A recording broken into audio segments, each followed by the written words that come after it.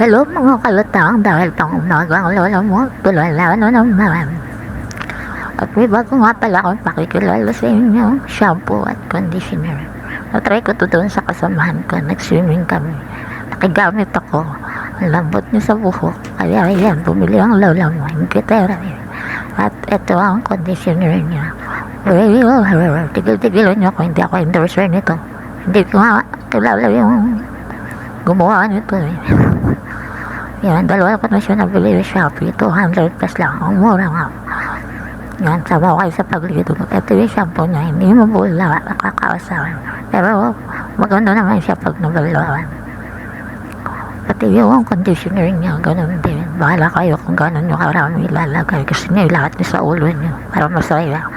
Yan, sabon na rin ako, para isang balaw na lang.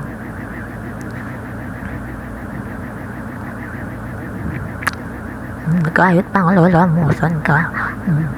Mapurol pa yung pangahit.